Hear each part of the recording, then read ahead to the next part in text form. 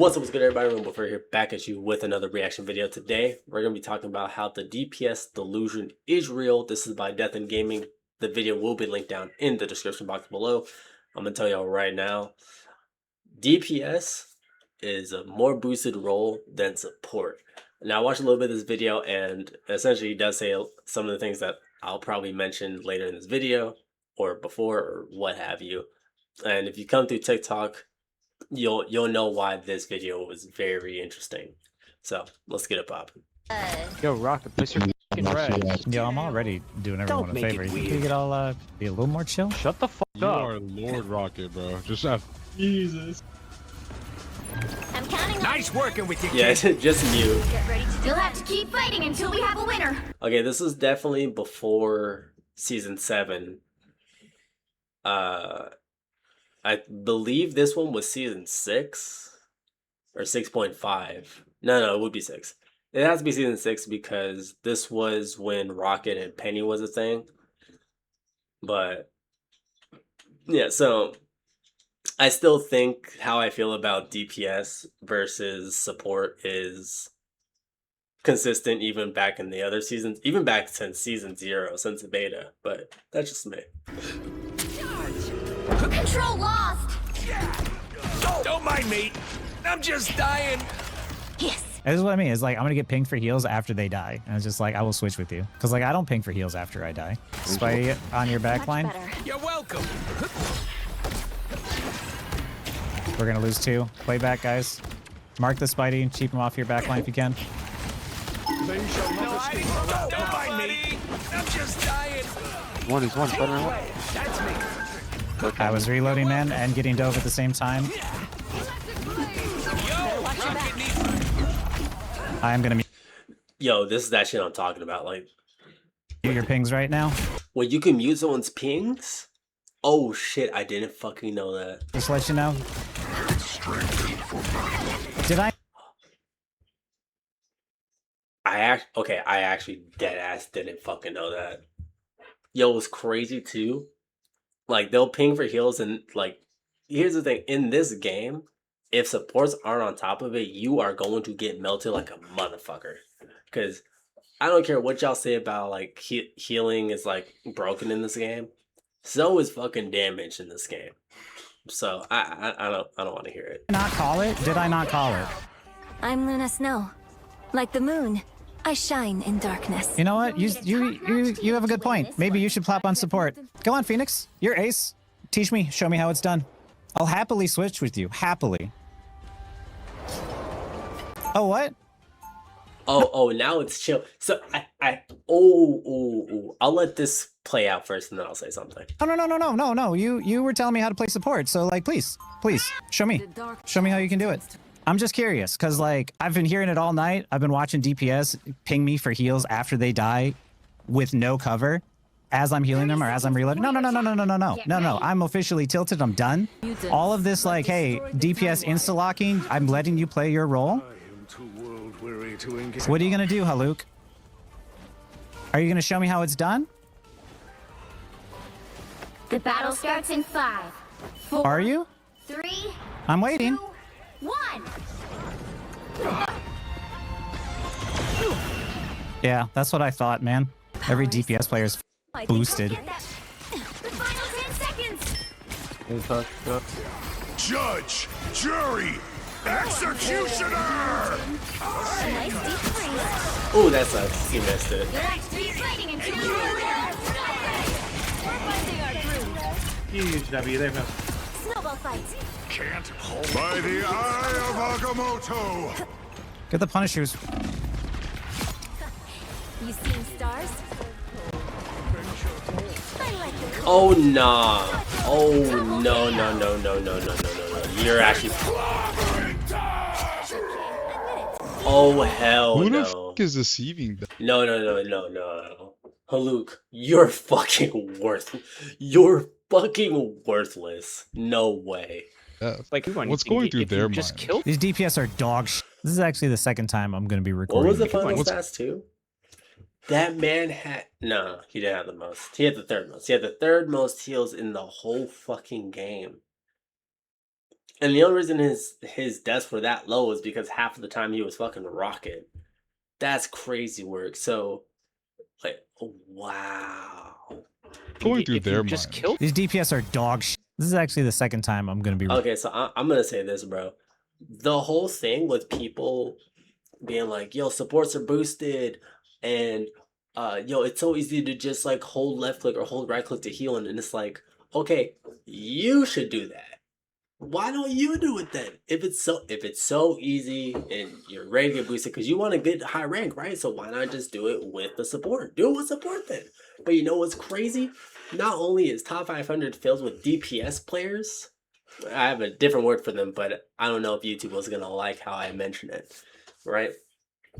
But if it's so fucking easy, it's so easy. Yo, take over, please take over. I will happily be DPS. I will happily switch with you.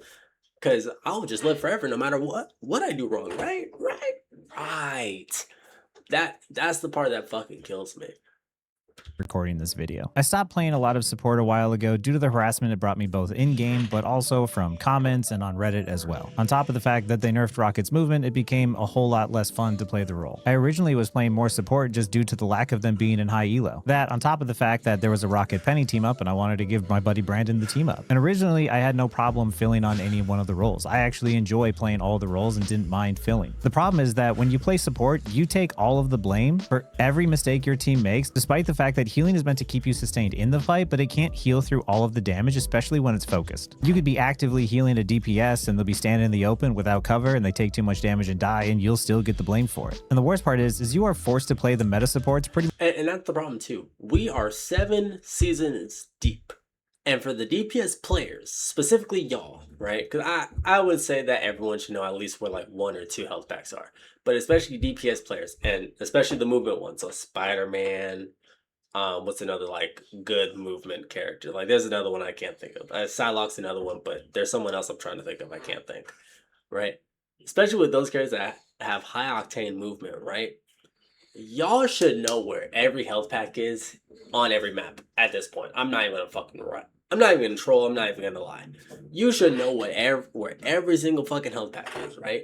Because oh, my supports aren't healing me, but you know I could easily get out of here and hit up this health pack, or hey, I'm close to this health pack. Let me grab that one real quick. Stay in the fight, right? But y'all don't want to fucking do that. Y'all just want someone to backpack you. That's the real thing.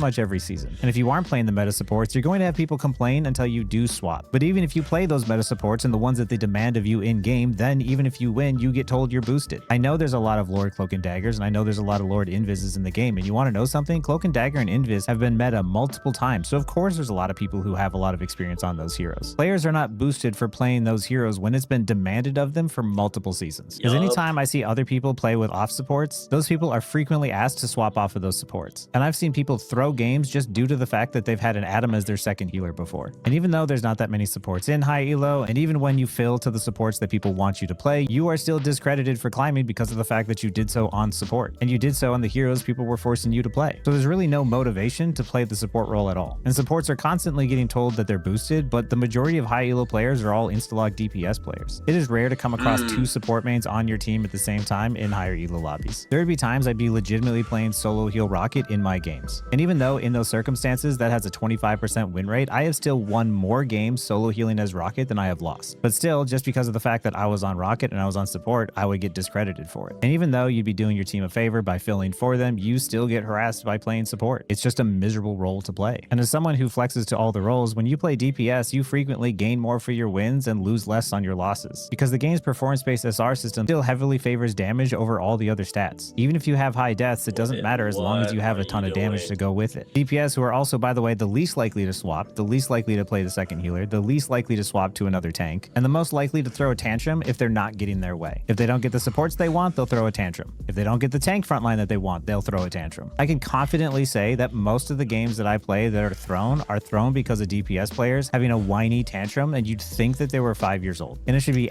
And you know what's also crazy about that too? Is a lot of them, because there's so many DPS and so many variety of a certain DPS, right? Like just pressing tab right here, you have the high movement slash like the dive. So you have a Spidey, you have a Daredevil, you have a Psylocke, right? That's 3 options, bare minimum you have. Bare minimum, and that's just dive, right?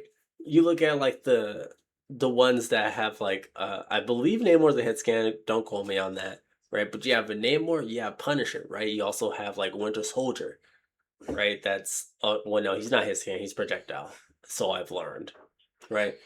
And it's crazy that DPSs, right? Even if like I only play dive, you have like 5 or 6 bare minimum different versions you could play of a fucking dive character. You want a main healer? There's only 3 options, and especially now with season 7, how there's 3 bans and everyone's trying to ban supports. A lot of the main healers are getting banned, right? And so if you main healer, or if you primarily go main heals and not like an off healer or off support, you're going to get screwed because people want to essentially like get a free win, not realizing that their teammate can probably like help with the heals, and even if they were like good on the off support, because a lot of people won't, connect comps with each other, then it's all just screwed up.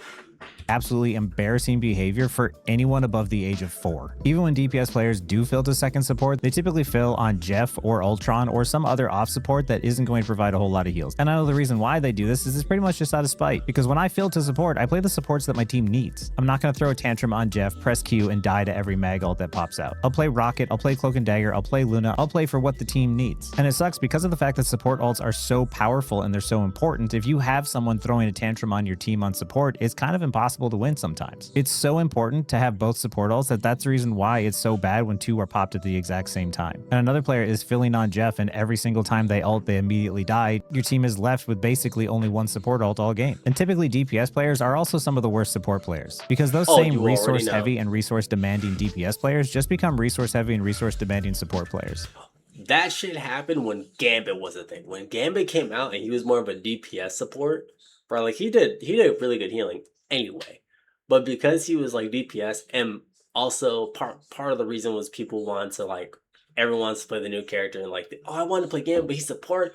Oh, I guess I'll play support, right? And then there's like people talking about combos to kill off like 250 HP with fucking Gambit, even though that's not what you're supposed to fucking do, because he's supposed to support, right? That shit too, like the resource management for support. This is why like DPS players are like the heroes of their own story, right? Or at least some of them think they are. So they're not going to think of their abilities, they're just going to think of the combos, right? But when you switch to support, you got to think of the abilities, like the management of your own cooldowns versus the opponent's cooldowns. What you guys have really available, what you can combo with, what ult you should wait for in order to use your ult to counter. Like there's like so many other things that should be thought of that typically DPS players don't think about, right?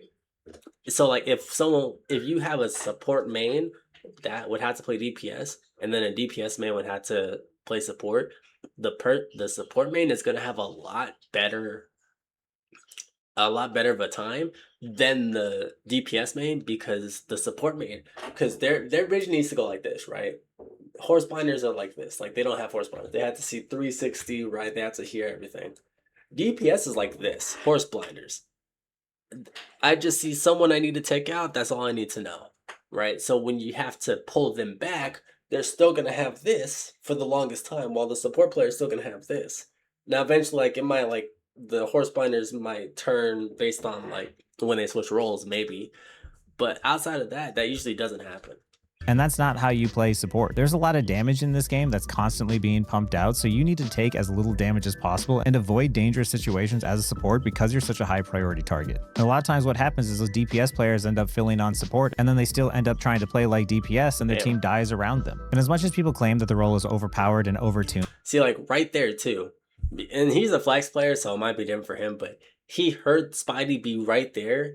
I think he turned around. Trying to play like DPS, and okay, yeah, you see Spidey like up there on the very top, right? And obviously since the support player, usually support players, they have to still look at their team, because honestly, like the DP, this is why DPS needs to be the ones to peel more so than tank, or more so than tank, especially because tank needs to focus on the front line, right? They need to make sure like, oh, they're pushing, hey, we gotta pull back. Hey, you know what? We took out 2 of them. Let's push forward, right? But the DPS, because they're in the middle, right? Like here's what it is. It's tank, DPS, support, typically, right? Tank in front, support in back, DPS in the middle. So the DPS can go like this. Like if you, for anyone who's watching, if you remember Naruto in the Sasuke retrieval arc, right? You know, Shikamaru was like, "Hey, I think you should be in the middle because you can cover both sides." That's a DPS player. You can cover both sides. Hey, we're pushing forward, but some one of our supports is having issues with Black Panther. Hey, let me turn around real quick. Let me get him off you, or at the very let me take him out, or at least get him off you in the hopes that he just runs off and like tries to hide somewhere. And now we can push forward.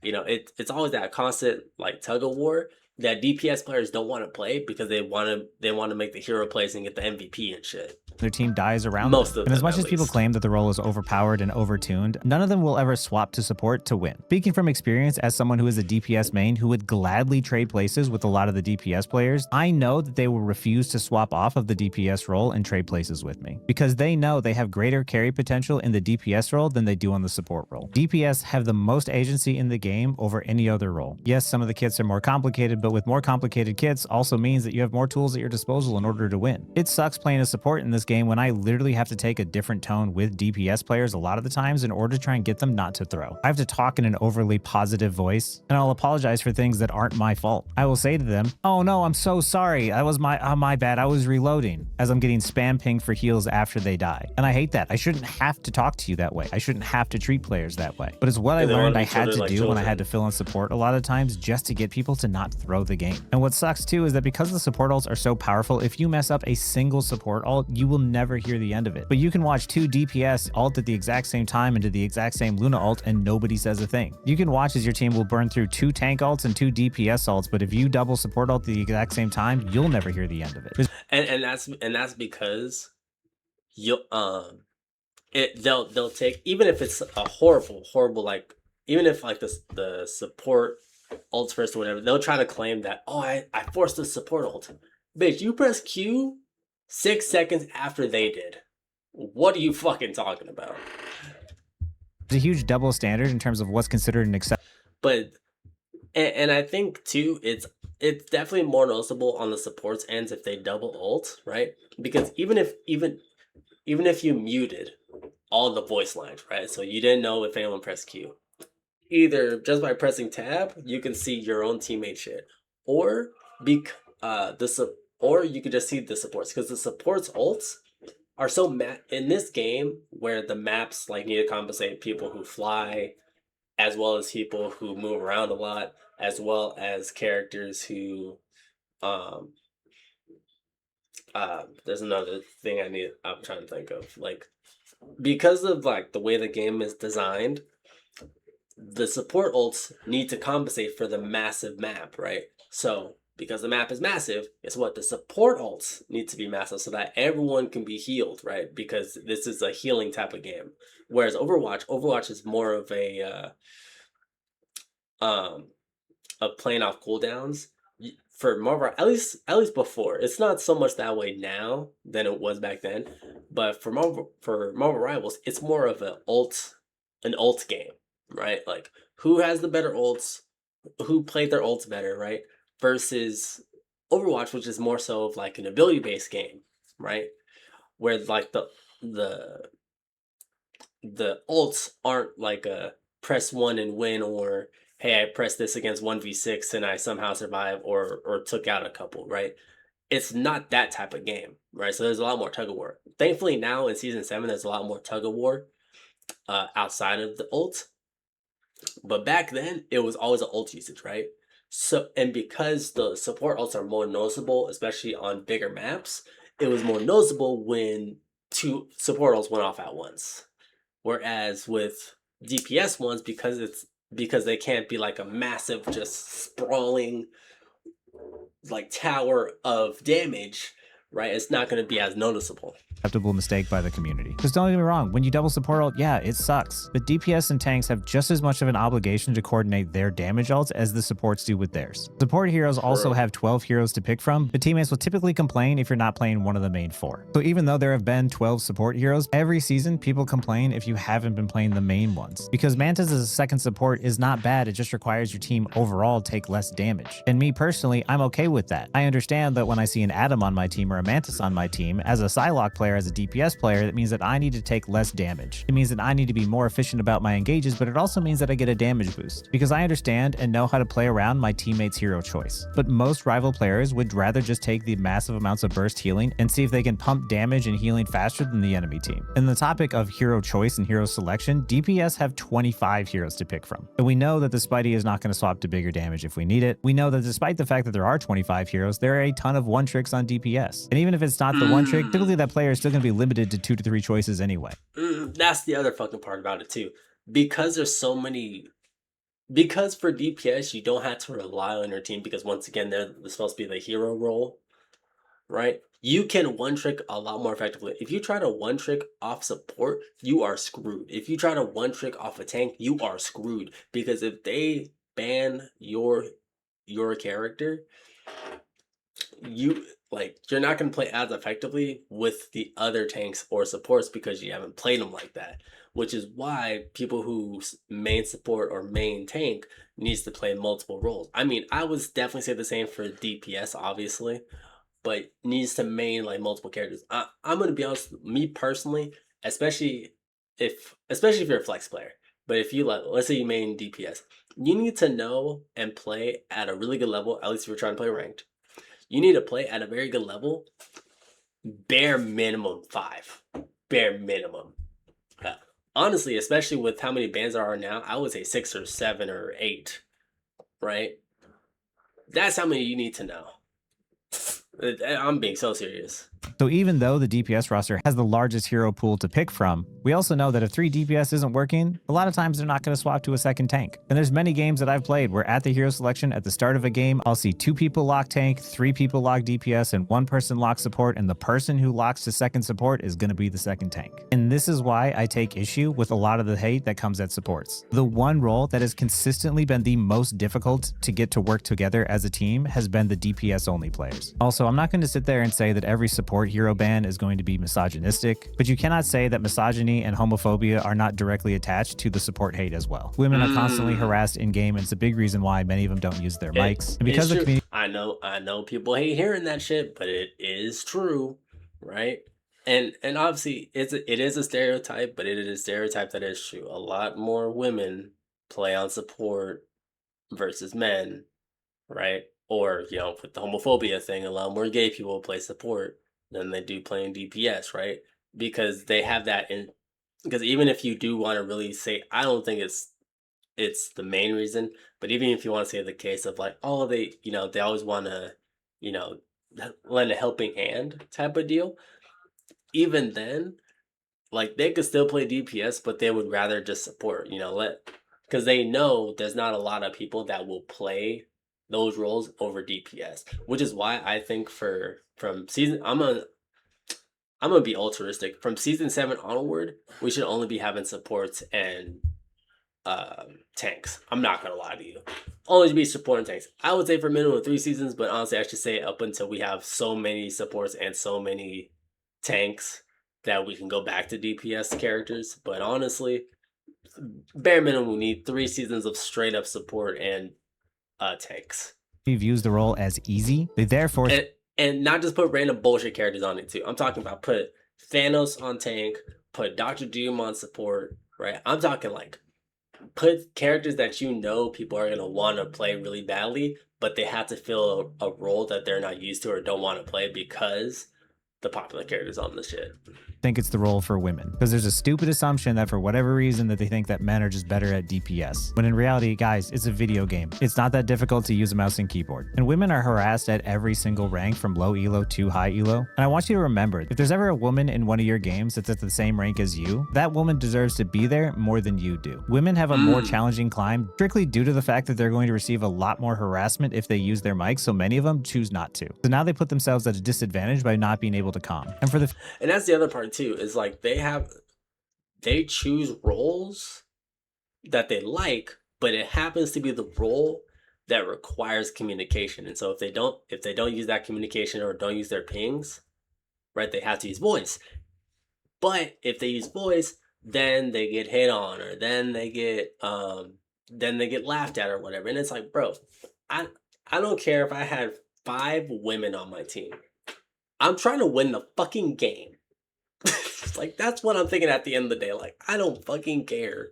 few that do choose to use their mic, I have actually seen men hear a woman's voice and then intentionally throw the game. These are challenges that men don't have to deal with. And Shouts to Cap One.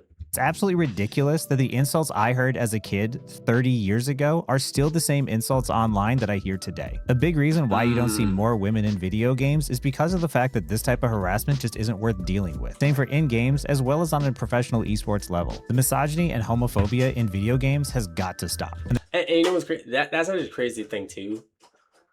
I've had people who thought that there's not a lot of women in gaming. I mean, you hear it in general, but I've heard it from people's mouths, and I'm just like, bro, maybe they're not playing the games that you're playing. There's the fucking difference. Like, we're at the point in gaming. I think we always have been, but we're at the point in gaming, especially, that half of the population of gamers are women. Half of them are women. Half of them are fucking women. A lot of those women make your favorite game, but because they don't want to be in that online space, or they're only playing with their friends, they're usually going to play single player games. Or if it's online game, it'll be like Nintendo, where, you know, they don't have a voice chat, even though Nintendo should. I understand why they don't, right? Like that's what it really comes down to. It's where they're playing, not so much that they are playing. They've already done studies showing that misogyny is also tied to being worse at video games. It's not white knighting or simping when you call out misogyny and hate. It's also not just jokes, because we all know that the anonymity of the internet allows people to act more brave than they ever would in real life, because people's quote-unquote jokes, if said in real life to women, would get their teeth knocked out. And I've always told people that if your jokes wouldn't land at an open mic night, then they're not jokes. We also need to change the idea that the only skillful role in this game is DPS. The game is built on the idea of having tanks, DPS, and supports. It is a team-based game, and they all function in very similar but very different ways from each other. But they each require very different skill sets. And as someone who flexes to all the roles, I can tell you the differences between each one. DPS, yes, is very heavy on the mechanics, and because of the fact that you're so focused on trying to use those mechanics, it's very difficult at times to track everything that's going on. So the skill that's the most... I mentioned it earlier in this fucking video right now, but he just said it. They're more focused on the mechanics of the hero that they're playing, that they don't have to think about everything else happening around them. Guys, and this is probably a person who's probably celestial at this point, because I would imagine that if I look at the comments, a lot of people might, if I don't see a lot of comments that say something like, oh, you're only gold or whatever, this guy's probably a high rank. So this is a higher rank player than me telling y'all the same thing that I've always fucking said. Obvious for DPS players is of course their straight mechanics. Tanks, on the other hand, are all about controlling space and denying space. Tanks are really good at controlling the objective. They understand how to pull attention, how to pull resources, and how to stay alive. And most importantly, even when it seems like they're in a losing fight, they'll know how to stall and control the objective and keep in control of it for as long as possible to give their team the advantage. This is a skill that isn't seen on the scoreboard. It's not going to look like final hits. It's only going to show up in win percentages. And then there's supports. Supports cannot just sit back and heal. This is why this game needs to do what Overwatch did, especially Overwatch 1, where it showed off more than just final hits and kill and like KD. It shows more than KDA, but also shows like how much time you were on the objective, how many times you capped the objective, how the amount of like how much heals each player received, right? Not how much they've done for healing, but how much they received, right?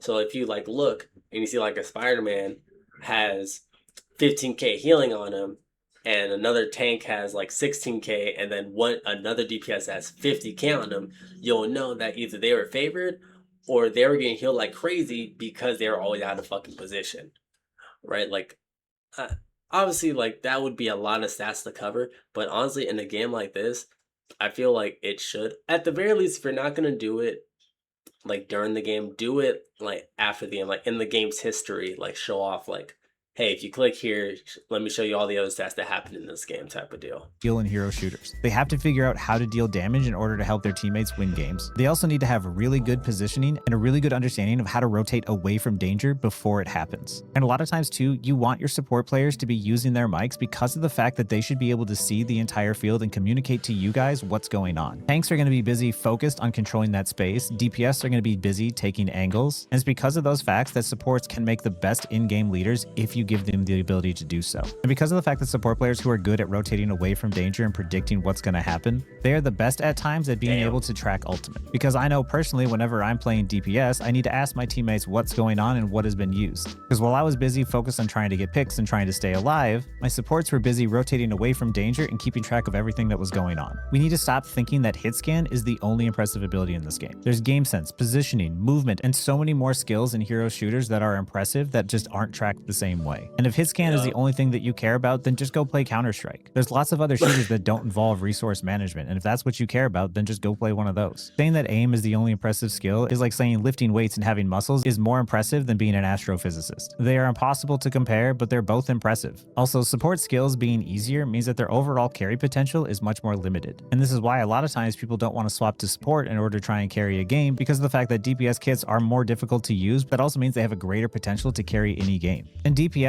is not that hard. We're playing a video game. If you play enough DPS, you will eventually get better at it. And let's be real, anything that can be accomplished in less than a year is not that impressive of a skill. And I think spreading this idea that the support role is easy and that all they should be doing is heal botting is actually making players worse. This mentality is what holds players back from getting better at the game. There is skill expression in support, and it's more than just heal botting. And spreading the idea that the only thing supports are supposed to be doing is heal botting is holding people back and keeping them from actually improving at what they should be doing. Because if you're in a game and you have a cloak and dagger on your team and you're not giving them even the slightest chance to throw out a terror cape, you're actually just harming yourself. You want to be playing in a way that allows your supports the opportunity to use all of their abilities. Damage boosting, all of these things are way more valuable than just heal botting. And good supports who carry their games know this. This mentality also holds back DPS and tank players because they refuse to understand what the support role is actually like. They never bother to understand the support experience. They never bother to understand how they can best help their team. For instance, by learning the support role, you can understand which heroes are the most difficult for you to deal with. As a DPS player, I understand enemy dive heroes have a timer and it's going off in my head at all times. Whenever I see someone like a Spider-Man on the enemy team, I'm marking them at every chance they want to try and engage. And that's the thing,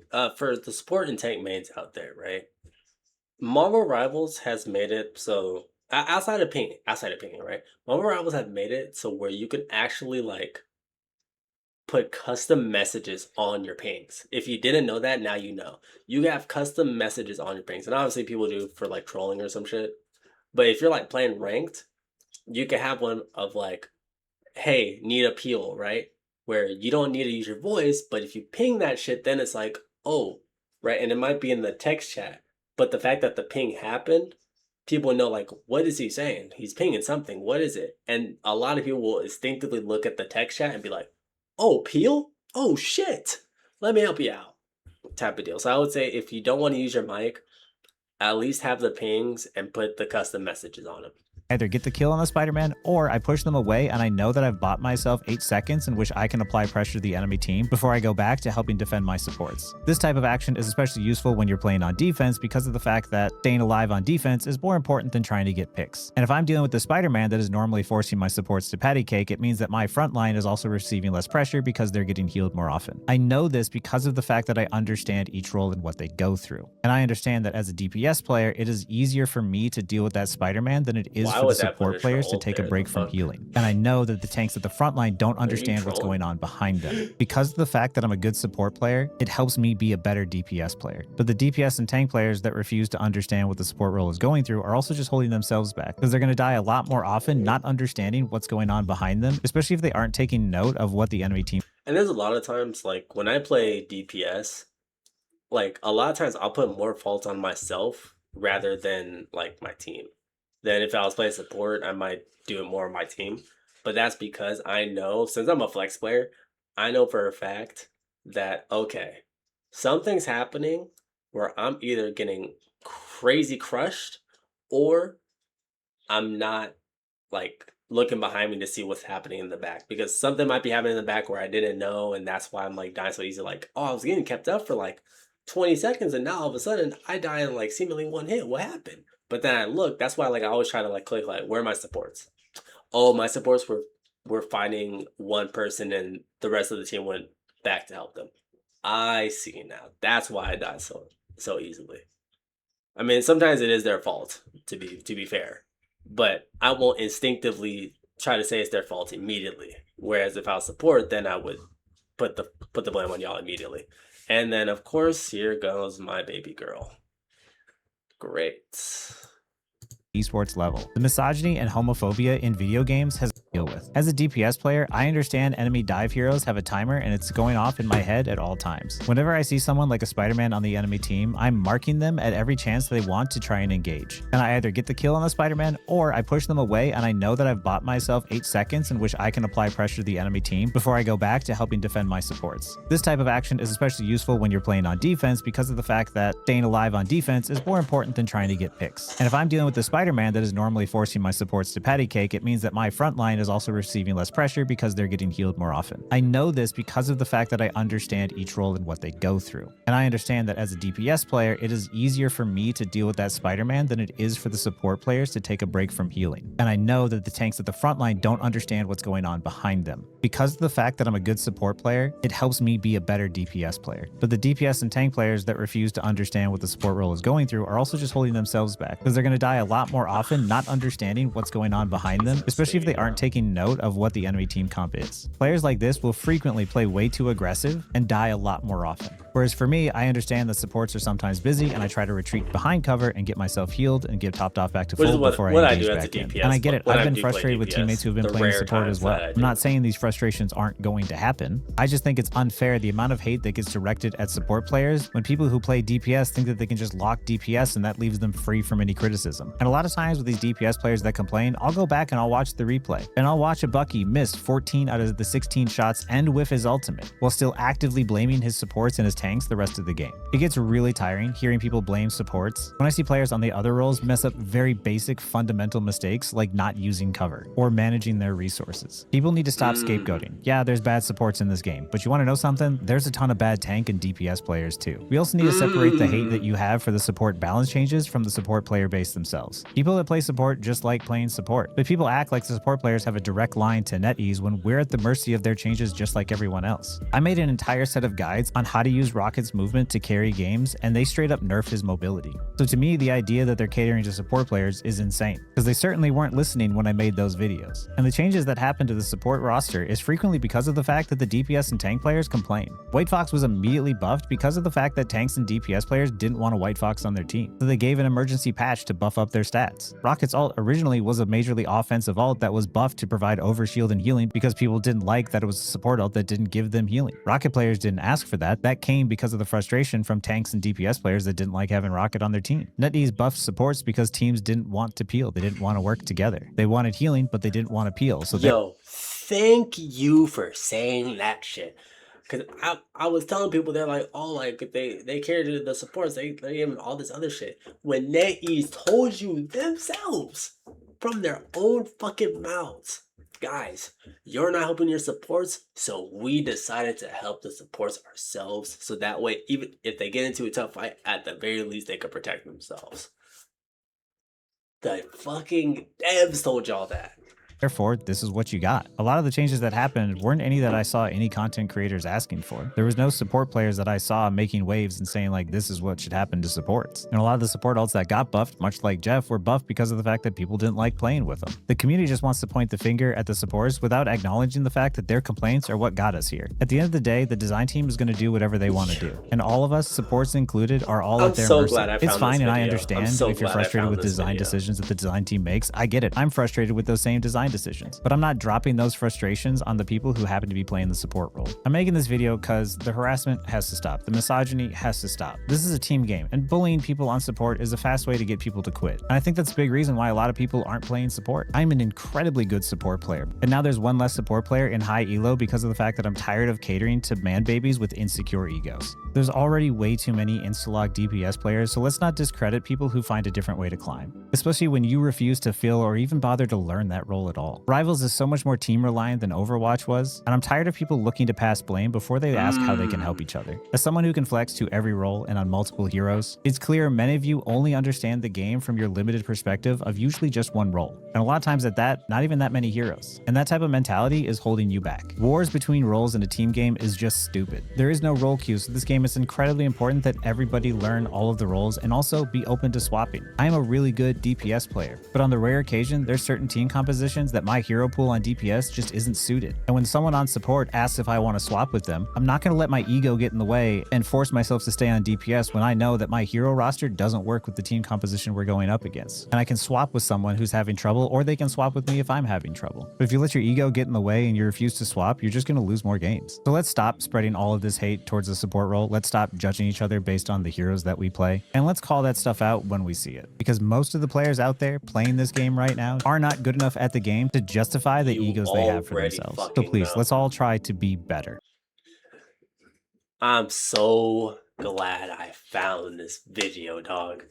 Everything, y'all hear it from someone who's a higher rank player. I said the exact same thing before on TikTok. Now y'all hear it from somebody else.